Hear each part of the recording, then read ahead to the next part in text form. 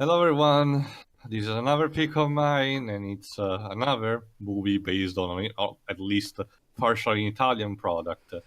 A 2006 movie by director Stefan Fangmeyer, which apparently this is his only movie credited It because shows. As a director, he's done plenty of visual of effects. visual work. effects. Oh, wait. Let me guess. Wait. Visual effects guy becomes director. Gee, just like with Maleficent. Not just that, also The Descent Part 2, kinda. Anyway, this is based on a series of fantasy books, Eragon, based on books based of the writer Christopher Paolini, and they were essentially the new major fantasy thing that came out in the early 2000s, which tried to become the next Lord of the Rings, and the movie tried to do so, even with some star powers like Jeremy Irons, Robert Carlyle, and John Malkovich. The problem is that the direction was pretty bad, as we're about to see. Not Just to mention the story of this particular chapter is a bit, let's always say, not a great familiar. start. Not just that, but it's also very Yeah. familiar, but it will Yeah. become obvious as we go along. All right, Yeah. just start before the 20th Century Fox logo. All right, then 3, 2, 1, click. Bizarre how it was 20th Century Fox who picked up this and not Warner Bros. I'm surprised, Also, Pedro. I didn't know you 5 knew. seconds of a black screen before the logo pops up. Also, Pedro, I didn't know you knew this much about Aragon. I've saw reviews of the movie. That's the Nostalgia Critic review. That and the Smeghead review. That's the best one because he literally goes through one by one about all the changes that the movie did to the book for the sake of. I have also read the books, but I'll admit it's been a long time, so I may not remember every detail. Oh Here- my god, it's Dungeons and Dragons again. Basically, from what I can tell, the book itself was average. The Okay. first movie one, at completely- least. Here's Yeah, the yeah, main that's what I'm thing talking about the about. book series is the problem even Yeah, before for the the movies sake was. of the movie alone, are gonna be contained in what the first book had to offer, and which is actually based on. I have a special surprise boy at the end, so stay tuned about that. I will Also, okay. dragons, Yeah. excitement. That is one thing that's the theme of this book. Dragons. And at the time, I freaking love dragons. Heck, I still do. How ironic, considering that one of the launch titles for the PS3, which came out during these years, was called Lair, which was essentially Dragon Rider Simulator, which uses that fucking 6 axis. Oh my god, why doesn't that thing die? Anyway, So we have Jeremy Irons John- narrating. yeah, and that was John Malkovich being the villain of the movie, Galbatorix. That's right, Jeremy Irons is not the villain of this. Surprisingly enough. Now, about the name, because Doug in his review went completely American retard and didn't know anything about European culture. The name is a reference to the Gaul civilizations. If you're reading Asterix books, you kind of know where these come from. But essentially, Paolini wanted to create some kind of like a reverse situation of what Julius Caesar did when he conquered Gaul. Essentially, what if the Gauls actually were the predominant society, just with dragons and magic, obviously. And our story starts with someone riding away into the woods with something in it. She'll be And, important. Yeah, and Galbatorix is sending essentially his best henchman to hunt her. Durza, a specter or wraith, what you call, played by Robert Carlyle, one of those actors which, no matter how shitty role it is, I just can't, hate. That guy has such an amazing voice that it brings me a smile. He's also popping up great a in lot Once of Upon a stuff. Time. Once Upon a Time. And he did a He, good- he voiced Gabriel in the Castlevania Lords of Shadow games. And he was also Adolf Hitler in one of those dramatic biographic films. Anyway, He was also in the Train Spotting films. Now, this young doofus here is our protagonist, Aragon, obviously. Eric, Garrett Hedlund, age over. Do you think he'll do his wacky southern accent like he did with Pan this time? just what have else- a listen, Dwebs. Oh, he was Patroclus in Troy. Oh god, I Yep. didn't knew that. I mean, Oh, poor Garrett. I mean, Well, he's apparently he seems to be having a career after this, so well, yeah, kudos but for that. the problem with him is like, well, he's an amazing actor, but he has a Wasted. terrible I wouldn't- agent. A terrible agent. Oh, And I all think- right. I think he's It was okay. Hooking Pan. I didn't knew that. You know, he It's ended up okay, being Akira. in, Yeah, it was Hooking Pan. he ended up being in those, yet he missed out on the chance to be in the financially successful Hunger Games film series. Now, don't get me wrong, those are kind of overrated, but compared to the other stuff he ended up in, dang, talk about a missed opportunity. Drover could have been worse. What? He turned down the lead male role in 50 Shades of Grey. That He was was the one. supposed to be Mr. Grey. I'm convinced that that's the one reason he has not fired his agent. Anyway, Yeah, as you it's good, may... yeah. Wow. Wow. Okay. What would I rather do? Be in a shitty film about total misrepresentation of bondage, or a film where I get to act alongside Hugh Jackman going mental? To be fair, Pan Anyway, was more as you fun. may Let's talk about notice, this. Aragon is supposed to be a hunter, quote unquote. But just like in an average Rob Schneider movie, his life is about to become wacky for some reason, due to contrived coincidence. So, Tio, maybe I should mention one issue that's kind of also prevalent in the books. Go ahead. See, okay, while this movie has a lot of problems in and of itself, let's just say the stuff it's adaptating wasn't the best of fruits. See, here's the thing. One thing everyone remembers about Eragon nowadays is that the book series was kind of fanfiction self-insert stuff. Pretty That much. and it Also, makes sense. that slow-mo is bad. That and it turns out the first book is basically a big rip-off of something specific. Oh, we'll get to that, but yeah, again, I mean, yeah, don't get me wrong, I mean, I liked Eragon, although I'll admit mainly because as a kid I loved dragons, but looking back at it, it's kind of boring.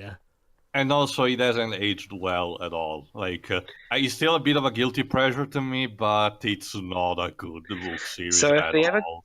If they ever try to Netflix this series, they I probably will have give to it. I adjust will a give lot it of a stuff. chance.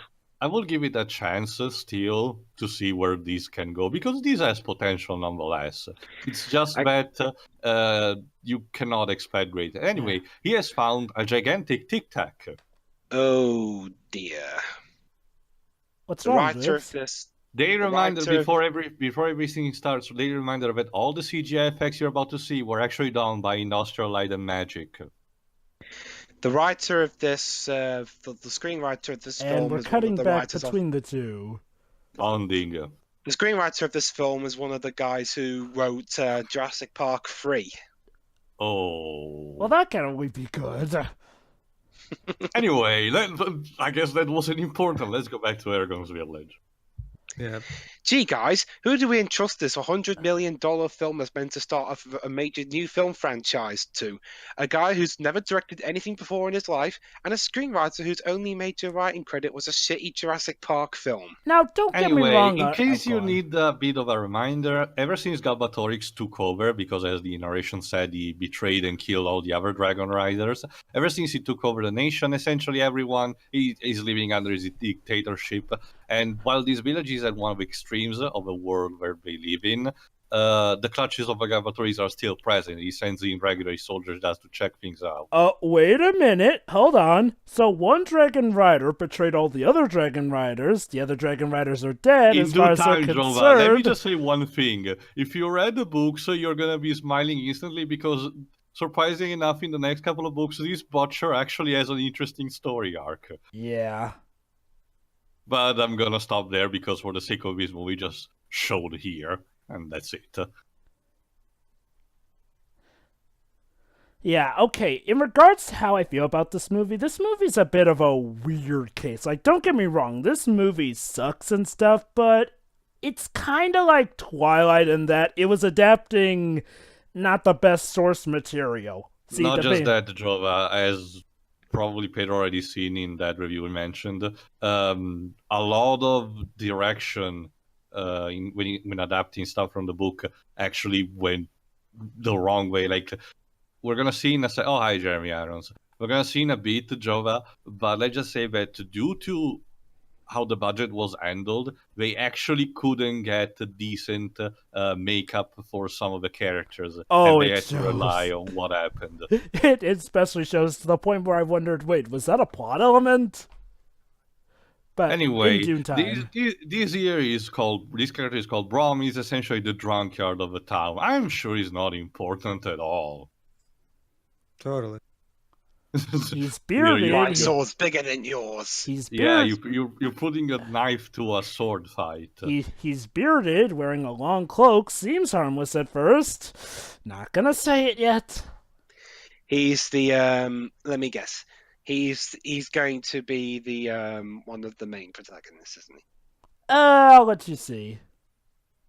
I've So seen the Eragon Star here- Critics review, Jova. So Eragon here lives on a farm. With his brother, actually. I've also seen Smeghead's review.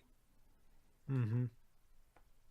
And Oh, surprisingly enough, even his brother gets to become a major important character later on. But again, for the sake of the first story, he's just here to appear for a couple of minutes, and that's it. Yeah, see a problem with the first story here. It's literally kind of a blueprint for the series as a whole, which don't get me wrong. That's the problem, Jova. It's supposed to establish a lot of things because it needs to be the cornerstone of the franchise, but it due also to the pacing, even especially in the book, also the pacing is way faster like that. It doesn't have the time to establish a lot of things, so a lot of things had to be established also in the second book. It's like if Avatar: The Last Airbender's first book just showed us the stuff, but also, didn't do this anything is with literally it. the fight, a more playful fight between Jack Sparrow and Because Pirates of the Oh, God. Caribbean was And- big in the day. yeah, that Pirates of the Caribbean first fight in the meal at the first movie.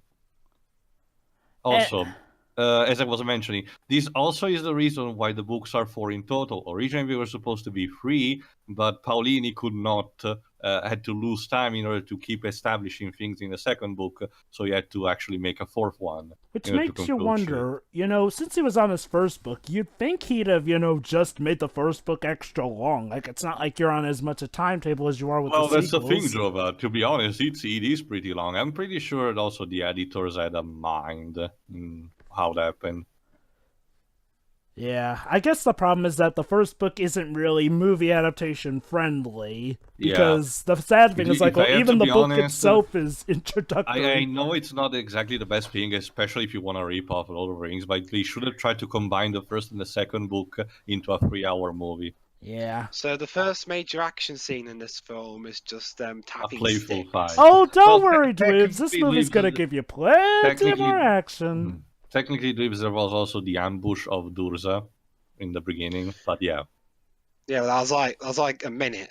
Reminder that, by the way, reminder that in the book, Durza actually does like a ninja moves where he runs on top of a tree, but this doesn't happen. Yeah, Probably ninja. If I was you- good. I was in tempted case you to do were- the ninja rap. That's also because in those Go years, ninja, go one ninja, go. One thing that was very popular in my country was, guess what? Fucking Naruto. So obviously, Mind you, one of these Exactly. days I have to really get around to picking the original TMNT live action movies because those are still really good guilty pleasures, except for the third one. Fuck the third one. Yeah, I was gonna say about the third one. Yeah. We don't Is talk that the about one- the third one. is that the Dave. one where Shredder gets destroyed by falling in the breeze? No. No. That movie at the very least is funny. I'm talking about the shitty one that takes place in Japan for Isn't some that reason. the time travel one? Yes. Well, more like Dimension. Well, Dimension It's- X, I guess. it's stupid, Jova. Don't.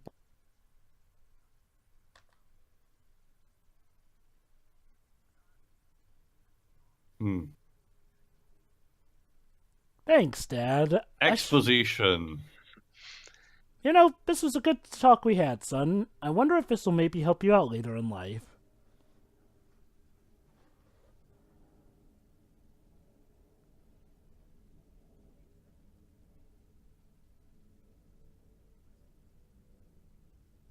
Oh. Aw, Aragon, aren't you just the most humble son ever? We're never gonna see that guy again, are we? Not for this movie, Dweebs. Well, not for anything. there was no next movie. Dweebs, you do realize there exist other medias other than movies. And video games, I guess. Well, Just I mean, because well, you maybe- just because you decide to shut in from those, that doesn't mean they don't exist. Or for the general audience at large, then. Yeah. Well, hey, at least they're totally not gonna have his father be killed off screen. Oh, wait, that's right, never mind, that's his uncle. Was his uncle named Ben by any chance, or Benny? I forgot what his uncle's name was. It's been a Yeah, long time. you'll make a Hunter person who we barely know, and now he's just gone. Huh, I don't think his uncle actually is given a name in this movie. No, I don't think so. So we have this big dramatic departure music, and the film's treating his departure as though he were an important character. Oh my god, it's Mission And Impossible that's 3 all also over again, again. the problem. That's- Despite the movie trying to take time in order to establish the village and everything, the fast pacing, ruins it. And the sad Oh, thing... but it's like, but the tic tac is moving. Yeah. I wonder what's inside. Again, the sad thing is that a lot of these problems were also problems in the book. I mean, Paulini, when he wrote this series, was a teenager. That's not to say Yeah. teenagers can't write good stuff. No, but Jova, as you mentioned, it reeks of fan fiction. I hate this design so much because when I imagine, basically, this is gonna be Eragon's dragon, Oh, Saphira. Dwibs, wait till you hear the name. Well, Tio said the name, but yeah, her name is gonna be Saphira. Get it? Which 'Cause is, she's you know, blue like a sapphire. Here's the problem. When I imagine That'll- Saphira, especially when I read the book, I imagine the fucking dragon when it's plastered onto the cover of the book. Well, The dragon, don't you know, the dragon Tio, you're she gonna has to see- grow no, up. the rest of No, not just that, Jova, but the dragon you're gonna see in this movie, I don't even know what direction we took with it. Like, I don't even know who realized the sketch arts for this movie. No, Ah, don't you? You could say he felt a disturbance in the force. You woke up, Chase. You woke. God damn it! You woke up Jeremy Irons and what's his name? Hey, Jerza, you wanna acknowledge or say something? Or never No, mind, actually, you're just tied no, up Jova. there. There is a reason why only these three have reacted. Well, I know that, but I mean, even she sort of had that reaction too, and normally I'm against exposition, but, movie, there is more to... Oh, hi, best actor in this movie! A bit too close. Oh, there you go. Oh my god, I just realized it's Robert Kyle doing Rumpelstiltskin from Once Upon a Time before Once Upon a Time was a thing. Only not nearly as fun as Rumpelstiltskin, aka Mr. Gold. So for some reason, he manages to see the visions from that. Well, Robert Carlyle had like 6 to 7 seasons to do Rumpelstiltskin. Here, he only has one movie. My guess is that, Mr. Gold / Rumpelstiltskin in Once Upon a Oh, Time yeah, is him about trying to that. redeem this sort of character. is the He's got a brand. birthmark. Essentially, everyone who becomes in contact with their own dragon, it's marked forever. That's right, they get imprinted on. It's essentially like the falsi mark on the seas. By the way, Jova, in most recent seasons of that show, did Robert Carlyle ever have to shave his head or something? Not that I recall why. Well, if that were true, it's probably because he was doing T2 train spotting. Now, Pedro, you seem to be the one who seem to analyze better when it comes to CGI movies. What do you think of the one in this one? Because again, I usually not that much. 2006, right? Yeah, But 2006 standards, this looks fine. For me, the yeah, problem that's is what I mean. Usually, I tend to be fine for the most part in CGI movies. It needs to be really bad in order to unimpress me. But I get that a lot of people say, "Oh, this just looks like a PS1 game." I think the issue mainly isn't I so think it much. looks fine. Yeah, I've seen worse. yeah. It's not League of Extraordinary Gentlemen. The CGI is fine, honestly. My only issue is her design, and again, that's compared to how she looks like on Again, the book this cover. was done by Industrial Light and Magic, so they probably knew what they were doing, at least when it comes to make it believable. What I don't get is, what was the point of making the dragons be covered with fur as opposed to Yeah. scales? Like, seriously. I don't even... Especially because in the books, it's really described as your standard traditional medieval dragon with scales and everything. At least European, I mean. Remnants Also, of the Resistance. That map you're seeing is actually the one that's printed on the book. Resistant. Huh? Not. Okay. Should I say it yet, Tio? No, it's gonna be apparent in a couple of minutes anyway. So All don't right, holding back. Personal space, worry. dude. Profion, what are you doing here? Besides, isn't Robert Kyla supposed to be the creepy one? That's the problem. Galbatorix is supposed to be extremely intimidating in the books, but here, I'm sorry, I don't know what happened to John Malkovich, but it just doesn't work in this movie. You know, I kind of found his last scene in this film incredibly hilarious. Yeah, especially in hindsight. Is this one of those films where Malkovich always talks like he's just learned how to speak? Yes. And I don't understand why. So, It's yeah. like, I want to learn how to speak, but Actually, I wonder if he was drunk on set. Now, here's a bit of a problem I have with the that movie. wouldn't surprise me. The movie never really explains why Eragon's spending this much time away from his uncle. Like, what, was he going on a journey or some point? I mean, now in the book... Well, if I recall, it's just because he wants to hunt or something. Yeah, although... I don't remember because it's been a long time since I read the books. So...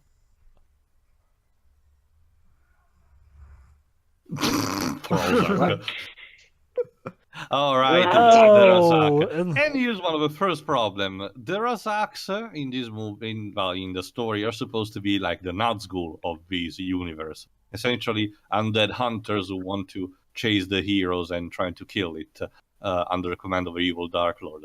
The problem is in this movie, they look so bad. They were not completely frightening in the slightest.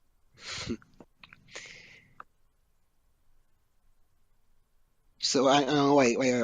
This is a weird movie in which the CG effects are better than the practical ones. Yeah, that's actually a very good point you mentioned, Dweebs, because it's going to be apparent later, as I will mention. CGI haters, practical effects can also look bad. No well, not just that, Dweebs, that's not also an excuse. But everyone always goes on about how they're always perfect and they're always better than CGI. Well, it depends. Like, I would say that the strong point of practical effect is that they can age a lot more than CGI. Not eternally, but still they can age better. Like, for example, the worms in Dune are still spectacular to this day. It's mostly because, Dwebs, the thing is, it comes down to screen presence. Because the reason a lot of people love practical effects, me included, is because a lot of times it's much easier to believe in something when there's actually something on the screen.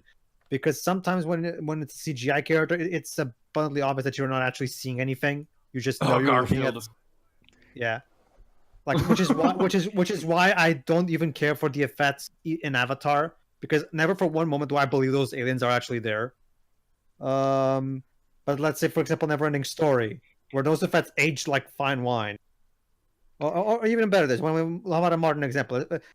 This is what I keep saying. Everybody should just do what Christopher Nolan and J.J. Abrams do, which is use CGI only when it's the only as a last resort. And even Miller for Mad Max Fury Road, yeah. Yeah, that's. Well, George Miller's always a Happy Feet aside. George Miller's always. Well, that was an animation movie, I guess. So anyway, there you go. Now Eragon and Saphira are bonding, which is growing incredibly fast, apparently. That was also a thing in the book, I think, or I forget. Was it over months? I don't. Yeah, there was still a passage of time. I'm pretty sure that the movie, as you're about to see, the movie is just glossing over the passage of time for no reason at all. And this goes back to one of my main problems with the movie. You know, we can assume that maybe Eragon left his uncle to go hunting or something, but that would imply he's been gone for a long time. Also, oh no, and maybe that the dragon left him. Of course. Now that you can not him. And his my scar is burning. This means something. So basically, this is ripping off every fantasy story ever. We'll get to that in. Oh my God! Is the dragon just growing? That too does, but let's just say there's a much more clear target in specific. Yeah. Oh wait, Tia, did the dragon just grow on screen, or was that? Oh, she did. What the hell, movie? Again, I don't like this design at all. Again, seriously, fur and feathers. Fur and feathers on a dragon. A Dragonheart was much better when handling, I forgot the name of the Sean Connery dragon. Also, what the hell, movie? In the book, there was a clear passage of time as she grew up. Oh, and by the way, now she can talk And out the yeah, gate. Again, this was built on paper. It's not a bad idea. It's a way to. This also has been done even in the first Drakengard game. Anyway, the problem is that she doesn't shut the fuck up. By the way, that name you gave me, I'm totally fine now with. By the way, and by the way, she's voiced by Rachel Hannah Weisz. Weisz. Yes. Man. They dragged Sure. poor Rachel Weisz in this, didn't they? Again, it's not a bad idea per se, especially for giving star power and everything. But the problem with Saphira is that they don't shut the fuck up with it, with her. Now, here's the thing: Eragon and Saphira in the book talk a lot to each other through mental, and that's it. But the problem with Saphira is that in order to represent that factor into the movie, they decide to let her describe any single situation that happens in the movie. That's not really what happened in the book. See, She has lengthy conversations with Eragon and about stuff that happens, but it's nowhere to be found here. they turned her into pretty much the equivalent of what a graphic novel version of a literature book does, having to Ugh. describe. She's turned into Omo Chow. You can date the dragon. Also, Rachel Weisz is in another movie made by a visual effects artist who's become a director, since she was also Ivanor in Oz the Great and Powerful. Joyful. No, I guess to be Well, fair, Oz the Great and Jerry, Powerful don't was scare me better. like that. Well, also Great and Powerful was a Sam Raimi film. Yeah. Oh, it was. Oh, never mind. There's even a Bruce Campbell cameo. Never as well. mind. I got that mixed up. It was the visual effects artist from Oz the Great and Powerful that became the director of Maleficent. But looks like the drunkard is hiding something. His alcohol. Basically, to sum up Saphira's role in this movie, you ever read like a graphic novel version of a big novel where basically the characters kind of have to describe certain things that, were told in the first person in the book itself because, have to convey that stuff differently for the visual medium? That's sort of what they did for Saphira here, only it's for a movie, so it kind of sticks out more. And that's also the problem, because there is unlike in other cases where you say, there was no other way they could implement it. No, there were alternatives, but they just decided to take the easy and lazy way out. What, we're nearly a third of the way through already? Well, that's also the magic of the pacing, Dweebs. The movies, despite everything, still feels faster. And again, I don't know how much I can blame on the movie or the book for this, because the book itself, despite... Yeah, it is very fast. You know what's funny? Despite the first book being, the blueprints for everything, Red Blade. It goes by surprisingly fast. I actually wonder who was the decision to make these like a barely 2-hour movie. I think Fox, I guess. Who knows? They wanted to make sure this would appeal to children. I even forgot if Paulini was a consultant on this, but something tells me It's like when Warner Brothers mandated that Justice League not be any longer than 2 hours. Let me see if I can find anything about that. Spoilers, they really shouldn't, because the plot feels very rushed as all hell as a result. Oh, and by the way, in case my you're wondering, God. since Dweebs hasn't told us, the score was done by the same guy who did Harry Potter and the Goblet of Fire. Yeah, Patrick Doyle. Hey, fun fact to you. Apparently the decision was made later on in production to add feathers to the standard bat-like wings of the Dragon Saphira. The studio had been inspired by the Angel's Wings in X-Men The Last Stand. Of all things to be inspired by, something from Brett So- Ratner. So let me get this straight. The reason Saphira looks this way is because of inspiration from X-Men The Last Stand. Really? Wait, it could be worse. It could have been inspired by, like, if this film came out later, this film could have been inspired by Alien Patrick Stewart's face from X-Men Origins. Even So why couldn't this just be inspired by, what's written in the book? speaking of being inspired, Because I the don't understand. because the book's inspired by everything else. well, I don't understand these book adaptations that take everything from literally everything except the actual source material. also But that's just what gonna the original say, book did. also just gonna say, How to Train Your Dragon did the whole boy bonding with his dragon thing better. Forgot. Which year was it? 2003, the first movie? How to Train Your Dragon? Yeah. 2010. Oh, Ow. By the way, Oh. speaking of being inspired by stuff, did I mention that Patrick Doyle is doing the music for this? yeah, I just Yeah, mentioned He it. also did 2005's Harry Potter and the Goblet of Fire. Don't be surprised if you hear stuff that reminds you of that movie, Dwibs. Well, I can tell it's a Patrick Doyle score from the use of the trumpets. Oh, Yeah, boy. Doyle's things is violins or trumpets. Oh, no. His No. uncle is... Say it with me, everyone. Dead. Bad. So should I say it now to you? Go ahead. Okay. One of the main criticisms of the original story was that it was a derivative of almost every single thing you could think of. It had, of course, Lord of the Rings, and but most prominently, Star Wars. Star Wars. Freaking Star Wars. Like, okay. So Let me put it like this. So yes, so in this case, Paige, there wasn't much original stuff to take from the books since the book That's wasn't not an original in the excuse, first Dweebs. place. That's not really an excuse. If anything, Dibs, that should have made it easier. But here's the thing. You know, Final Fantasy does Star Wars a lot, yet this makes their inspiration from Star Wars look completely original by comparison. Like, seriously. I mean, the only thing I can think of that's even more a knockoff of Star Wars is that animated movie that's pretty much Star Wars. Chaser. Star Chaser, yeah. That's the only thing that's more of a Star Wars knockoff than this. I mean, seriously. Oh, but that's not all. We also have to take inspiration from Harry Potter, the one with the chosen destiny, Lord of the Rings, the one who's being chased across by this evil king here and there. Heck, if it hadn't come around sooner or later, I'd almost dare say they took some things from Artemis Fowl. Like, whew. I mean, again, look, I get it, you know. Some stories are gonna overlap here and there, but this... Well, they even rushed the funeral. Yep. We gotta bury him. And There, just like in Star Wars, Dwibs, the corpses have to be burnt. Yeah, this is... Come on, we've only got an hour and 10 minutes left. But believe it or not, the rip-offs will extend beyond even those famous things. Sadly, yes. Hurry! The bad date's getting closer.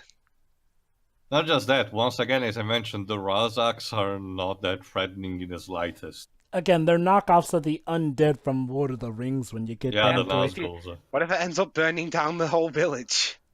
Wow, that was an incredibly quick-spreading fire. Yeah, it could end up burning down the whole. Yeah, well, would that be something? If this film got a sequel, he goes back home to his village, but he accidentally burned the whole village down to the ground. And mountain scene from Lord of the Rings. Yeah, it's pretty obvious. Yeah, but instead of New Zealand, they use hang on, let me check where they filmed it. They filmed it in several locations in Hungary and Slovakia. Yeah, the mountain, the So East Europe, lovely just looking to be mountains of cheap. Hungary and Slovakia. It's not a bad place per se, Dweebs. It's just that it shows that they wanted to go on the cheap side. It's no New Zealand, that's for sure. Well, that doesn't. I mean, it's not an excuse either. And now he blames Saphira for his uncle being killed. Of course. Of course.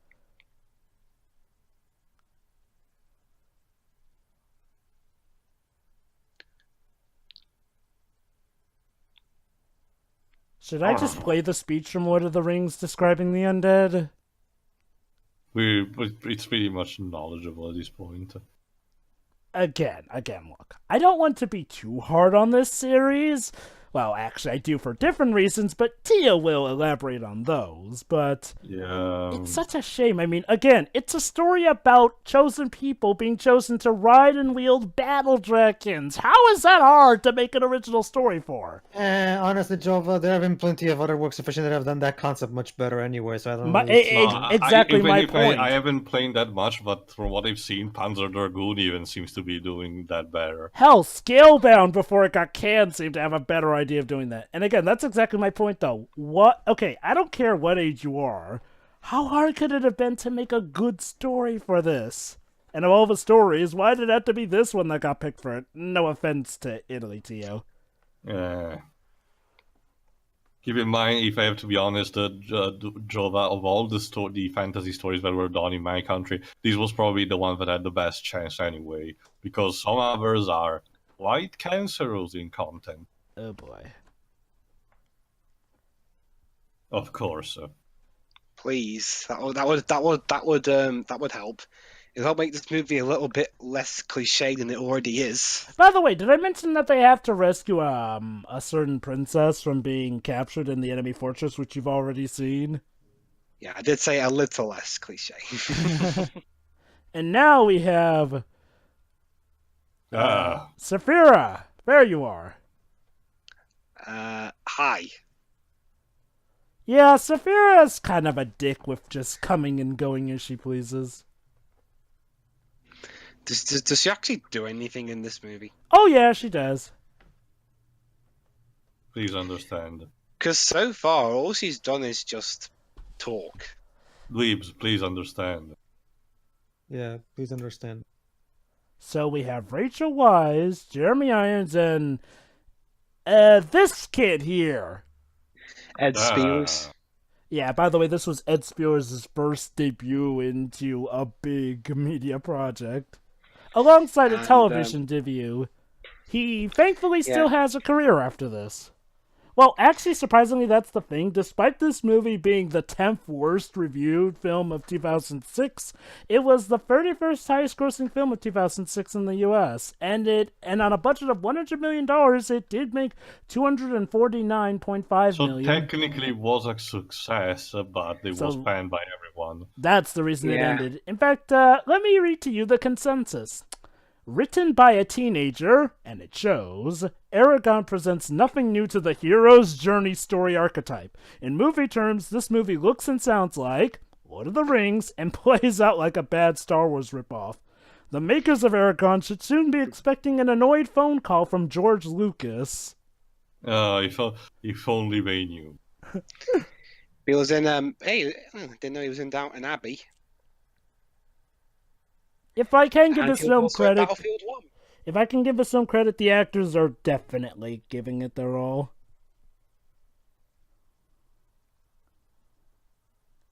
Anyway, yeah, mentor stuff. Yeah. Excitement! Oh, so it turns out they weren't after the dragon, they were after him. Well, that's the problem. Originally, we were after the dragon egg, but ever since it bonded, now Eragon has become a living target. I think it's one of those... See what I mean? I think it's one of those... really doesn't have a role outside of, say, being Captain Obvious. Which was... And here we go. Here's the major contestant. The Urgalis. Essentially, they're supposed to be the orcs of this universe. Here's the problem. By the time they actually went to their production, the makeup effects, budget, and everything actually essentially ran over. So instead of actually having them make up as orcs, they just hired a bunch of fat dudes and made them wear some leather skin. Oh, interesting. They're supposed to be orcs, but we look like barely generic barbarians. And that's the problem. They play a major role in the entire franchise. You think that's makeup's bad, though? Wait till a certain scene with Durza. Yeah, Robert Carlyle hated the makeup so much that he... well, at least he's enjoying it. Well, it's Robert freaking Carlyle. I've yet to see him turn in a bad performance, no matter how bad the movie or film or show or whatever. Shame he couldn't make The World Is Not Enough any exciting. Wait, he failed to make it more exciting? Yes. That's like unheard of. It was boring. I mean, when it wasn't boring, it was having to put up with with Denise Richards. So there exists something with Robert Carlyle in it, and Robert Carlyle isn't able to help it one bit, because even in movies like this, he helps it. That's the magic of The World Is Not Enough. Well, gee, maybe you shouldn't let the dragon just roam free and fly where those guys can easily spot her. Maybe. Maybe if this were a trap they were setting. And no, actually, they don't get attacked. Kidding. The pace of this movie is freaking fast. Yep. Doesn't allow you. But it's all over the place as well, because that moment where Braun was explaining felt slow as fuck as well. So it's clear that the actor or the editor had no idea how to regulate. You know, as controversial as this may seem, I honestly do think that they should have merged scenes from the first book and second book together into a movie. Seems like it was the best choice to me as well, Jova. Oh wait, you're agreeing with me? Yeah, as I mentioned before, I would have rather had a 3-hour compensation of the first 2 books, because it would have established everything major and then move on, rather than this first attempt that went nowhere. Yeah, like, okay, I get it. You know, first seasons or, you know, first installments in, like, a series sometimes aren't always the best and are there mainly for exposition. But that doesn't mean that you can't install some exciting stuff into them. Oh, great. Now we're into our second major action scene. That's because, as you may have glossed over, Braun was also a dragon trainer thing. And now he's instructing Eragon on sword fighting. Oh yeah, by the way, So go on. By the way, Brahm's dragon is dead. Is this all the action's going to be? Just tapping sticks? Oh, Exciting. don't worry, Dweebs. This movie's good. This Don't you movie's see good. that? It's like watching a slightly more expensive version of the Star Wars kit from YouTube. You know, I know that a lot of the scenes in Batman Begins are just him training, but those training sequences can be pretty extreme here and there. Not just that, but it made sense for the Oh no, story. this is whereas in actually here- important. Just watch because something is about to happen. Oh boy, here we go. One of the few elements that I actually enjoy on both the books and, well, let's just say also in the books instead. I kind of enjoy how the movie does it, but it's finicky. There we go. Hmm.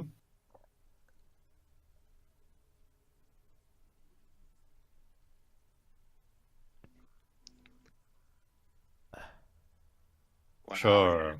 Exciting. Right.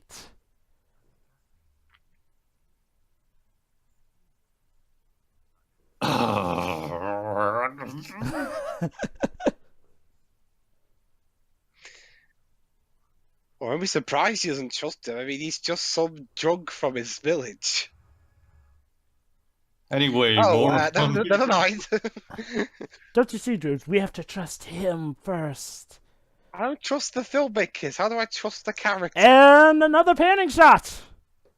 That Hey, was I like get it. that was like You- how long ago since the last one? I get it. barely You've even seen- 10 I get minutes. it. You've seen To be all of the fair- trailers, but can we please move on? To be fair, I'm actually having a hard time remembering. No, I'm sorry, Which Pedro. movie- Lord of the Rings which actually movie spaced is it them more? out This one or The better. Hobbit? Oh, Hobbit. Honestly, The Hobbit was so boring, I've forgotten. That's the thing, Joe. But trust me, The Hobbit uses that shot, the mountain shot, like 14 times. I'm not even kidding. Fair enough. It's so Well, the problem- blatant. But the problem is half those shots in The Hobbit look fake. Yeah. I can't believe that The Hobbit was actually a case where Peter Jackson was forced. Let me repeat. He was kind of forced to expand the story. It wasn't of his own volition. Again, that's what I don't get. He was the guy who made 3 highly successful, both critical and commercial films. Why did Warner Brothers put the foot down on him for the Hobbit films? Did Lovely Bones turn out that badly? And even Yes. still, whose idea was it to expand one book into 3 overlong movies? Like, seriously, Lord of the Rings had a movie per book, but this one... Although, to be honest, there's some things that we are not going to know because the entirety of the Hobbit movies had such a troubled development cycle that we don't know actually what was going on behind the scenes. Oh, hold on. This is actually important. While Brahmi is doing whatever he wants to do, Eragon is about to meet someone special. Here's the problem. What you're about to see is effectively like barely 1/3 of what actually happens in the book. And what happens in the book is extremely crucial to the entire franchise in this scene. So essentially, the movie is giving you like a droplet of what it's supposed to happen. What did the well, what is this? Is this the scene where the books writer self-inserts himself into a cameo? Eragon is a For self-insert. starters, this character, I forgot her name, essentially she's supposed to be a fortune teller, but the books immediately right away gives away that there's something much more mysterious about her. Yeah. Here, she's just someone wearing some jewelry things. Look at Okay. her. I can't take her seriously at all. That's it. Yeah, that's Second, probably what they spent half the budget on. Her name is second, Angela, by the way. Angela has actually a werecat as a pet. A cat that can talk. Think of Salem from the live action Sabrina the Teenage Witch series, but much more serious in a sense that he's still a bit playful, but most of the time he gives actually some predictions and advice. And it's actually important because it kind of serves as foreshadowing that it kind of tells the future to Eragon. Completely removed from this movie. He's not at all in it. Third, Angela, supposedly in this scene, is supposed to, both her and Solemboom, the cat, the werecat, are supposed to say something very important regarding to Eragon. But here, this scene is just, he goes here, she tells him, just go, dude, and that's it. Before you ask, Because- there was also some big lore with her and Brysinger, the third book. Yeah, and Paulini even said in the addendums of the books that he actually wanted to give her a bigger role, but he's actually considering for a bigger project that he hasn't done to this day. Oh, and here's another thing. They're effectively combining two story arcs with this because when in the original book, Aragon just visited the first town with Angela, and then in the next one, he and Brown got attacked by the Urgalis. Here, we're just combining the two things. Yeah. Which I guess makes sense because they considering the length and everything, but it's still disappointing. It's weird. I mean, so you're willing to take some elements from the second book, yet it's the minuscule ones. Actually, no, Jova. The Angela and Solemn appear in the first one as well. No. I'm talking about, the orcs attacking them here. No, that still happens in the first. But you said it For all- happens for in all the inter- second. No, the second town that Eragon showed. But basically, right now they're traveling alongside the mountain coast. Oh, by Alright the way, about he can do this, that with the arrow. Actually, there is a good reason why he can, because Brom is going to explain later that. But just say that Eragon just did it because he tried something different, and it just worked just because the rules of his world work like that. I'm just gonna say this. Missed potential that you should have focused on in the movie more. Yes. Especially considering what the books do with it. I'm sorry. later Did I miss something? Yes, Saphira, where were you? I was on my dragonly stroll.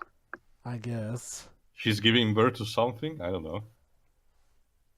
Oh my god, would you just stop reproposing the same 5 scenes over and over? Aloy, what are you doing here? Hey, you know what would have made Star Wars better? Just random scenes of Leia running. To be honest, if we actually included suddenly a gigantic robot T-Rex, we would have benefited from that. Yeah, I'll be right back. Alright, the rules about... Essentially, the only very interesting part, and something that it's quite relatively original for this franchise, for a change, how the magic works. Now, on paper, it's still... it uses the blood exchange kind of rule, in a sense that it drains your life energy. However, if you have some energy stored in stuff like jewels or other magic containers, you can use that instead, which is done cleverly in the rest of the books, but obviously this movie doesn't. Now, the interesting thing is that magic works this way. If you have like the natural talent to be a mage, or you're a dragon rider, you can use it naturally on your own, just using your life energy and everything. But it works like this. It's all tied to the ancient language, which, once again, Doug, I'm sorry, it's based on Nordic languages, which obviously it's after those, also that English was developed. So yeah, if some words are similar to each other, there's a fucking reason. Do your fucking research, please. But here's how it works, as Brom is about to tell. The ancient language has a name for everything, just as a language is supposed to do. If you say something in that ancient language and you have a natural talent for magic, you have complete control over it, in a sense that you have element manipulation or things bend at your will. So if he says Brisinger, like he said before, you have the ability to manipulate fire or create it out of nowhere. Essentially, it's as basic as you can get, and it kind of functions like the ring from the Green Lantern media. It also bends to your imagination and what you do with your creativity. Hence the name of some of the books. Exactly. Here's the thing. GTO. That sounds like a very interesting and clever concept. What we're gonna do with this movie? Barely anything at all. And to be fair, considering what they did both in the first book and in the others, it's a complete shame. And Saphira has a harness now. Yeah, let's just forget temporarily with the magic and instead try to do some dragon flying session.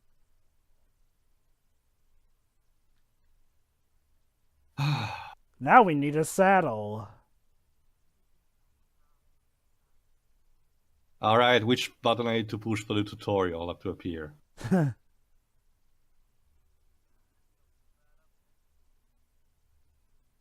Oops.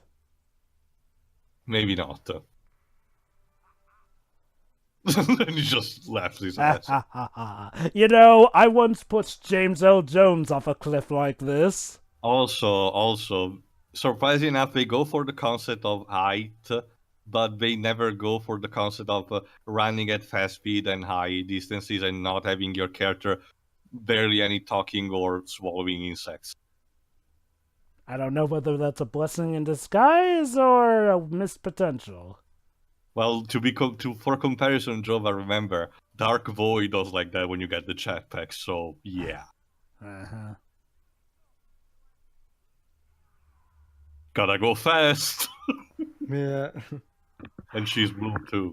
So. Oh, right. Now we're having Now we're gonna have the typical dragon flying shot where he's like, "Oh, wee!" Yeah, I'm gonna side with Pedro and Jove on this one. How to Train Your Dragon did this so much better. Anyway. I've actually not seen those.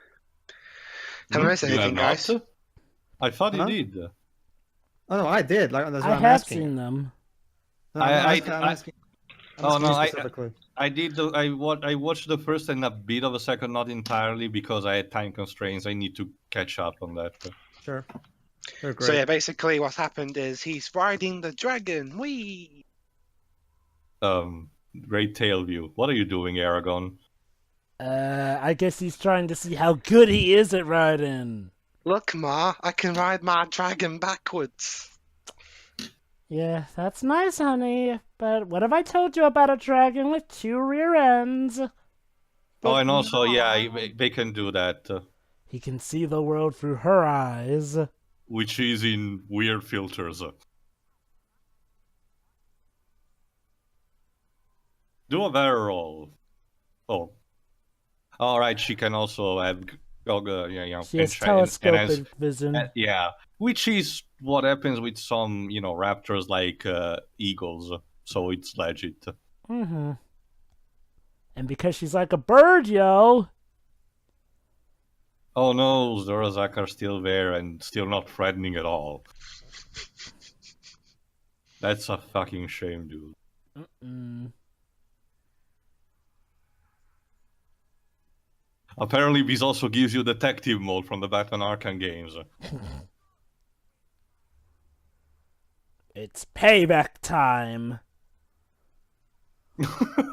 Those blur shots, god damn it. If I go any lower, I'll hit a tree. Oh fuck. Oh! Great, now it's not anymore flying, it's falling without style. See? Told you. Wee. What now? Actually, that's the name for the tree. There you go. There you go. That's actually potential. Oh yeah, right, Weebs, you were away. Essentially, Weebs, magic works like this. For those who have a natural talent, so essentially natural mages or dragon riders, magic is as simple as it pronouncing a word in an ancient language, which gives you control over that word is supposed to be. And by the way, stabbing these undead warriors kills them. Yep. Yeah, that's not how it works in the books. Even Because though that's supposed to be a magic sword. anyway, I appreciate that he does the magic. It's just the way he reads that line is Yeah, could have not been clear. better.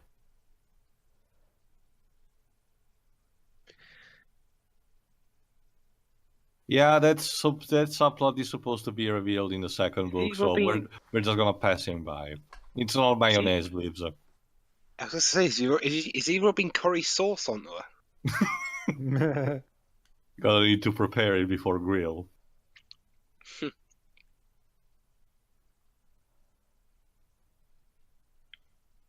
Now I think now Eragon is actually gonna confront Braun about his dragon rider heritage. Yeah.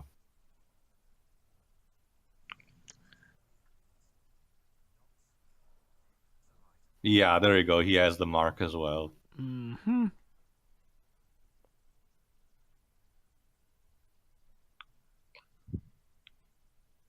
God. You didn't think? Come on, Saphira. Really? No, again, it's just like what Doug mentioned. These shots would have been so much better if she didn't speak. I mean, I It's get that she's so- supposed to speak, but And it also seems quite a waste of Rachel Weisz. I mean, you Yeah, bring her as in here, well. and what's she done so far? and you know what? Captain Obvious. You know what's the That's same what as she like did. when she first spoke, I thought, okay, this is cool, you know, but no, they waste her for exposition speech. It's Once like, again, oh, by the way, yeah, that sword, it also has a story, essentially. Braun got it from a trader's dragon rider that he killed. But the problem is that sword was used to kill dragons as well, so it's a troubled fast sword. think of it like one of the much like with Ultima almost blades. everything, and much like with a lot of elements, it's gonna be important in the other book. So here is just a throwaway visual effect. I guess to be fair, it's kind of obvious that that's like one of Also, those. that's a recycled shot, and you should be ashamed of yourself. I guess to be These got $100 million budget. Why? How did they manage to waste it so much and so badly? I can't.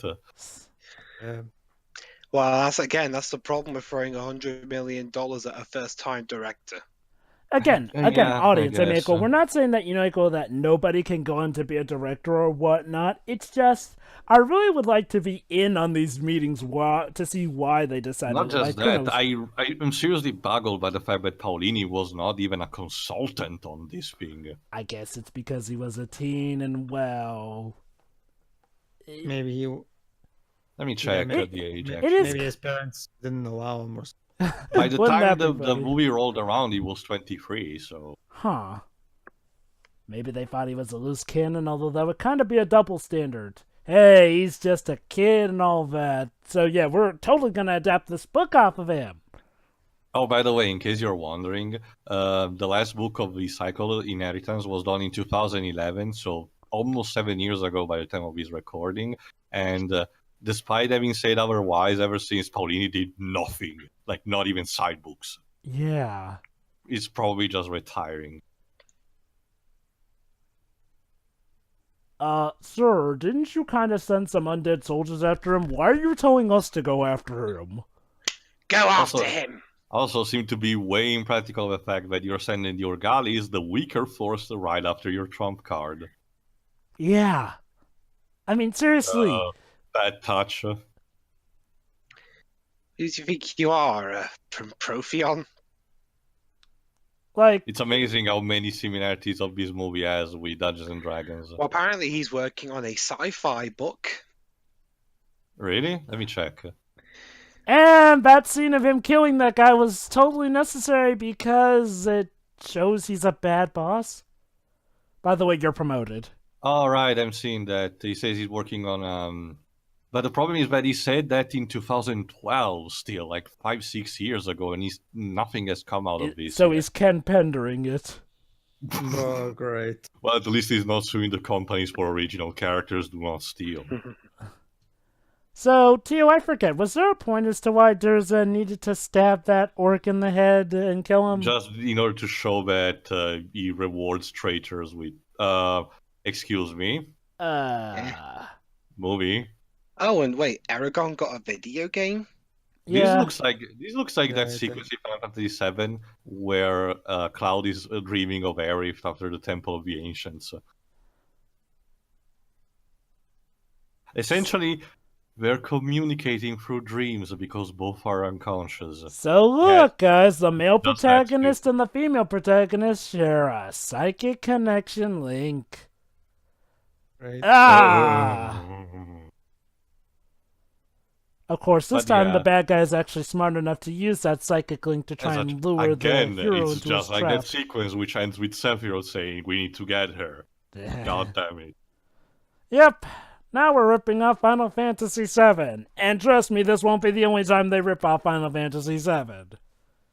Like, it seems so weird of all things to rip off. It was very popular in my country because it was also the first Final Fantasy who actually came to Europe. So Aside from Mystic Quest. Europe in general, it's most like that's an interesting. that's also thing. the fact, Jovan. For No as one much as- really that's cared a- about the SNES here, but the PlayStation was a gigantic hit. Yeah, Mhm. that's another thing. Well, I don't know how it is in Italy too, but the SNES did do okay in Europe. Just didn't do as good as the Mega Drive, yeah, but still did. How to do in No, my Portugal. country was more in tune with the Mega Drive. The 64 had a bit more Sacrifice she's lifespan. happy to make. A Yeah, here's the thing, sacrifice she's happy Hold to on, make. hold on. Go on. Actually, it makes sense in context. Brom is actually saying that the trap is actually not worthy, and she knows that. I mean, the captured elf knows her as that, and it's not worth to be rescued in that case. Wait, hold on. She's a captured elf? Yes, I she's an forgot elf. she was an elf. That's because the entire elf side of the story is reserved for the second book. Not only that, she doesn't even look that much like an elf in the movie. Like, don't elves normally have pointed ears? Like, you couldn't even do that for what's supposedly an elf, you lazy movie. Although I forget, did Wow, she? even Eragon's telling the dragon to shut up. Although I forget, did she have pointed ears in the book to you? Not that I remember, but one thing that everyone knows is that she had hairs of different color. Okay. Okay, well, maybe that's something to blame on the book then for not having pointed ears, I guess. But again, if you're not gonna really have her, look or act different from a human being, what's the point of making her a different species? That actually in the book is already there's a reason because Later, of her entire substance. Okay, later Sorry. series, yeah. Not just that. That's because if I recall correctly, elves are also natural with magic, and they needed that for the teleport spell at the beginning. Shame we don't get to see her do much of that magic in the movie. Yeah. The magic in general is not that much utilized in the movie, but it should be. It's $100 million budget movie. How do you not include magic in it? Not just that, the magic was actually used in the story, so And you quite have no more excuse. frequently. Also, hi, Anakin. Like, seriously, they're not even trying. That's clearly Anakin from Episode 3. He's cosplaying True that. I as. was also more referencing also Wizard of Oz. Which That is funny too. because both films are from Fox. Also, another thing. Someone is apparently following Aragon, but we have seen also in the city and in the village, and now he's here too, but we don't know who this guy is yet. Boba Fett! Oh, great. So they're ripping off stuff that both is and isn't cool. Well, Boba Fett was considered cool thanks to the expanded universe. Which is now non-canon. Yeah. So I guess what is left canon is his It's also silly... good for enjoying in the games like with Bounty Hunter. Well, I guess what is left canon is his Or that silly... was Django. I love how Boba Fett, a character who got so popular, has one of the most silliest deaths canon-wise. So now he's using detective mode to find. He's If I using the press X, Force. If I press R1, I can see through walls. Oh, and look at that! He used the Force to open the It's a- door. Yeah, even she has a look. It's a fucking trap, you deep. Yeah. She's telling you right there to leave her. Well, too late anyway. Hey.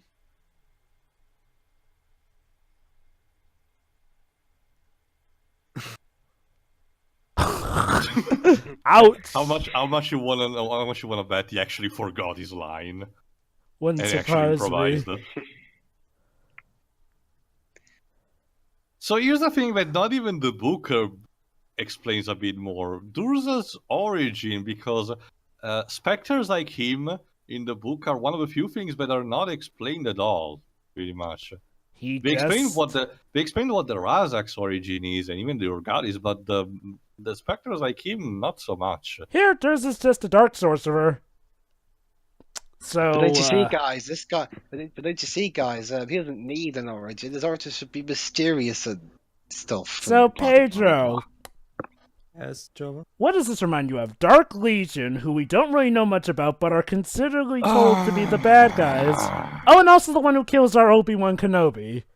Yeah, here's the problem. In the books, Bron gets killed by the Razaks at this point. I guess they wanted to have him be killed by Durza to show he means more It's like, business. yeah, really? Arrow to the head. Come on. But that is enough to make him go away. Basically, Pedro, the dark sorcerers of this are pretty much the equivalent to the Sith. And I mean really the Sith, as in they don't even really explain where are what the they Sith? are. I thought you meant the evil Jedi. Who are the Sith? You know the Sith from Star Wars. I don't remember that name, that word. I mean, You know, I remember stuff like the lines like... Well, that's the thing, Jova. They've constantly mentioned the Sith in the movies, but they never actually explain who the Sith even are. That's so- exactly my point, is that, yeah, this is like the Sith down to the T. Barely, like, it's the point where I have to wonder if it was intentional that he explained little to nothing about the Dark Sorcerers. And there you go, that guy from before actually seemed to be finally making his move. Let me check who plays him. That's Don't just the worry, thing. Graves, I'm gonna do it. That's another problem altogether. I've seen all movies so far, and I still don't know what the hell the Sith even are. I guess they're just evil Jedis? Then Oh, it's why call them evil Jedi? Why call them Garrett like- Hedlund.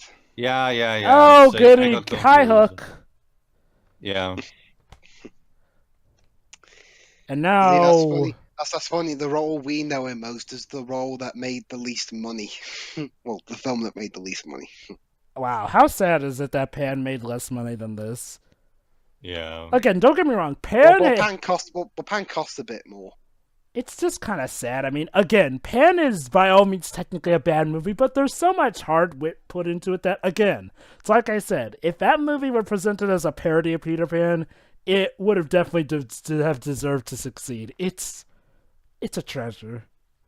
Sadly, we'll have to redo it, though, again, because, you know, our old commentary got lost with our old And channel. also, I guess Shiri wants to join in the fun. Oh, yeah, she was actually in a redo, but that one got split up and we can't find the first half, Also- so yes. In case you're wondering, yeah, Bron dies relatively early without doing actually nothing but a couple of trainings Now, and giving the sword.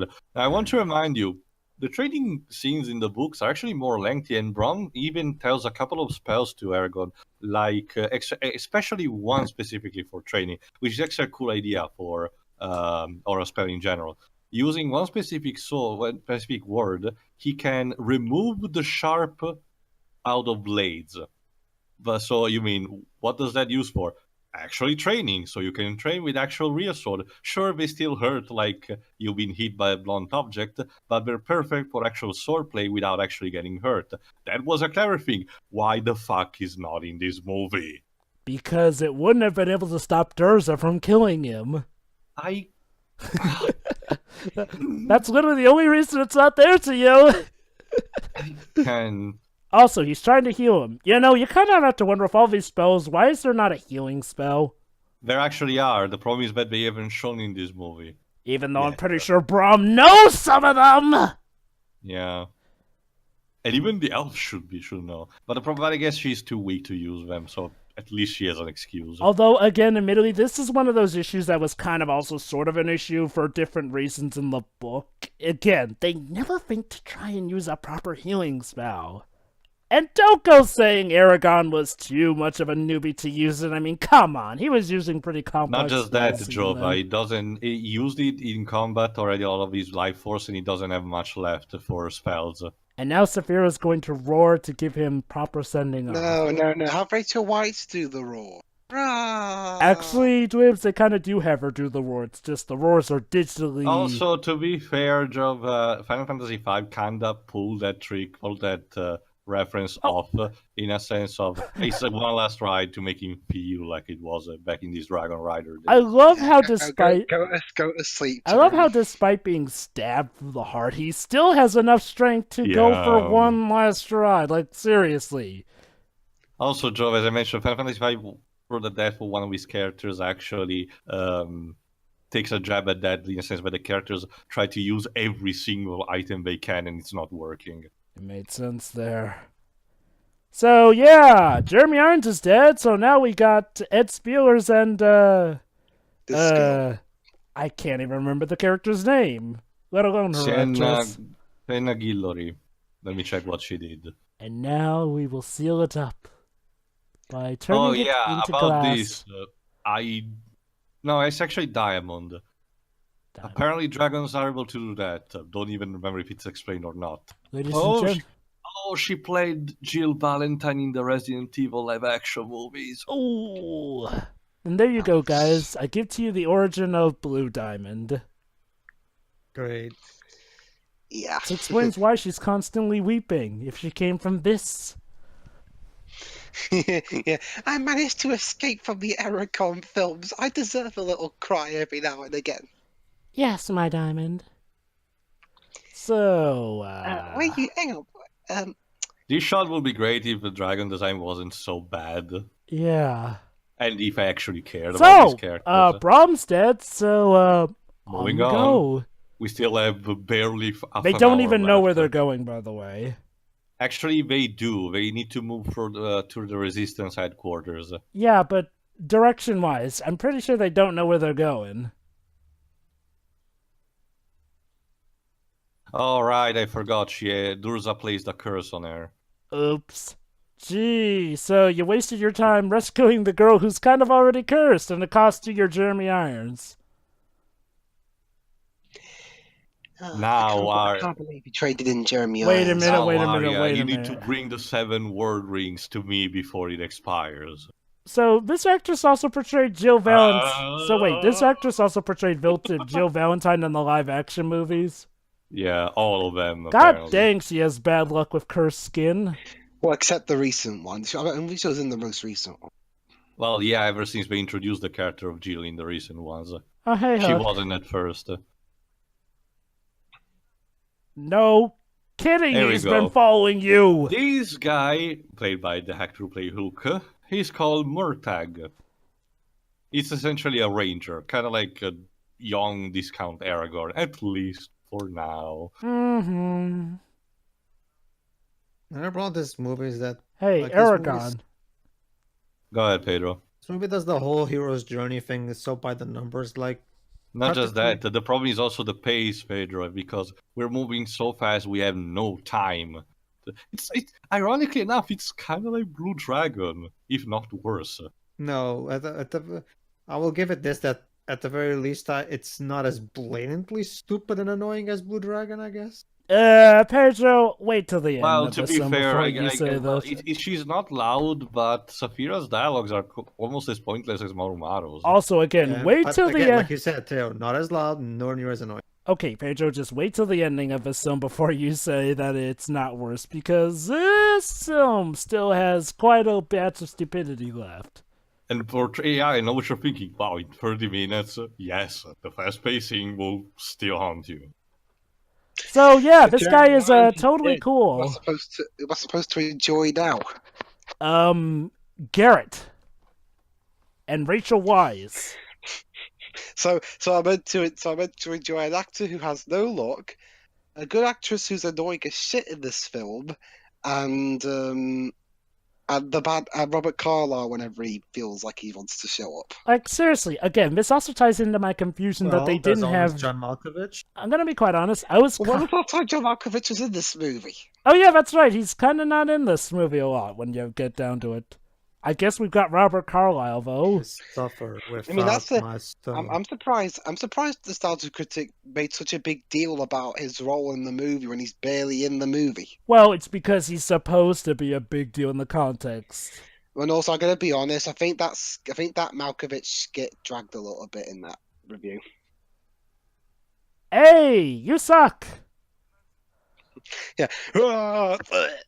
So what was the point of that then? To show that this guy is on their side, despite the fact that he's been telling them rather suspiciously. But they could have done that with literally any other way. Twibs, we have to establish that we trust him.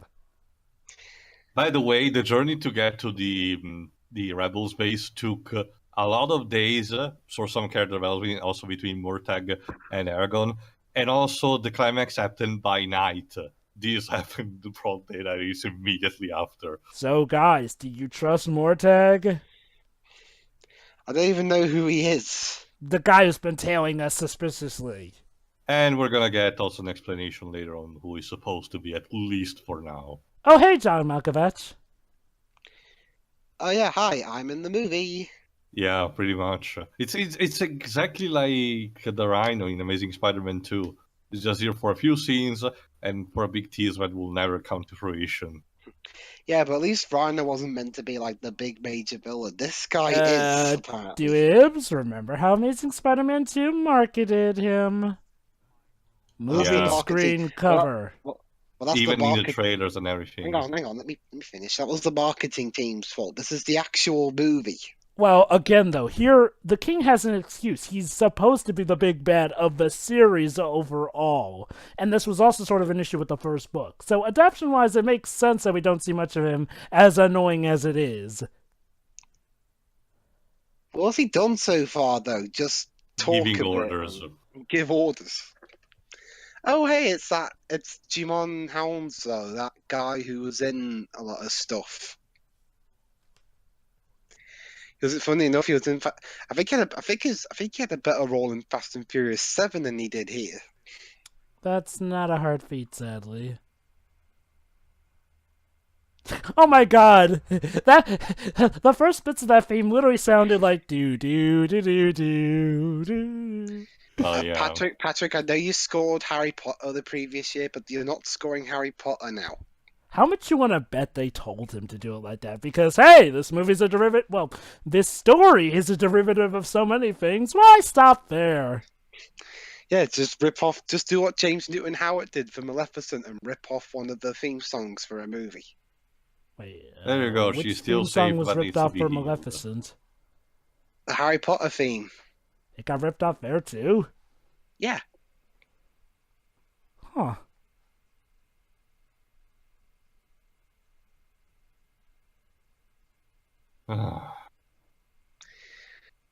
He looks like a Thanks horse for on the nothing. back.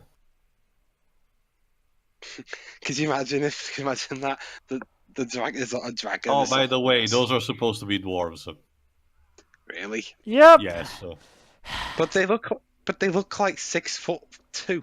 This is kind of a Like, similar this problem is- with this goes Pinocchio back also to the- 2002. They It don't also really goes make back much to effort. the problems of the Urgalis. When it came to representation of those races, they essentially blew up all of their budgets, so we have to come up with something quick. Uh-oh. It's disgusting. Oh, apparently Murtagh has something We've more come than to meets join the you. eye. Sure. Pay no mind to Emo Peter over there. Pay no mind, we can trust him. Don't mind the eyeliners. We can totally trust him. Oh, sorry. Sees him.